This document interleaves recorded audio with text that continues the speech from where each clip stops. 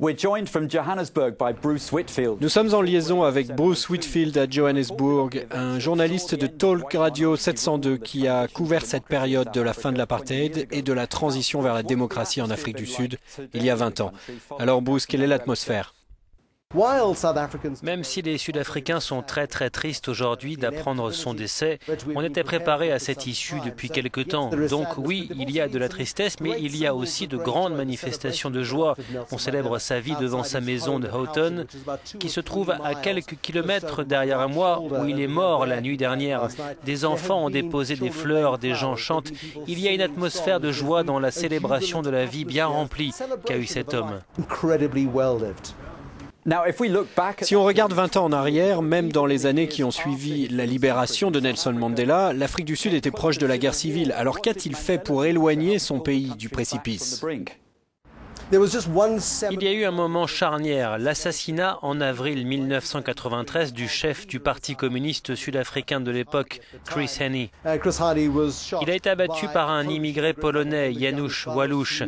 Le leader du Parti conservateur d'alors, Clive Derby Lewis, était le commanditaire de cet assassinat commis devant la maison de la victime. Un acte qui a failli faire plonger le pays dans la guerre civile. C'est à ce moment-là que Frédéric de Klerk s'est mis en retrait et a laissé Nelson Mandela s'exprimer à la télévision en prime time pour qu'il lance lui-même un appel au calme. C'est à ce moment-là que la véritable capacité de leadership de Nelson Mandela est devenue évidente. Il a alors rappelé que c'était une femme blanche d'origine afrikaner qui avait appelé la police après le meurtre. C'était une voisine de Chris Hani.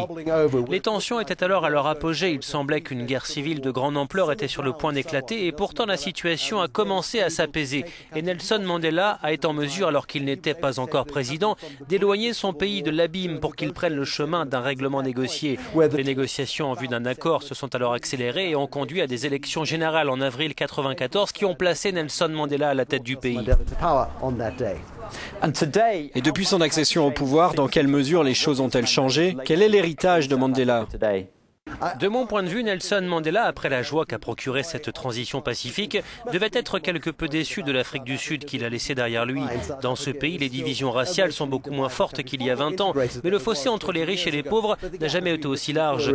La population est beaucoup plus importante, mais les opportunités n'ont pas été à la hauteur des objectifs que Nelson Mandela visait. Les espoirs qu'il avait portés en 1994 ne se sont pas concrétisés. Donc le défi pour les 20 prochaines années, bien entendu, c'est de bâtir à partir de l'héritage de Mandela, et il y a urgence aujourd'hui en Afrique du Sud.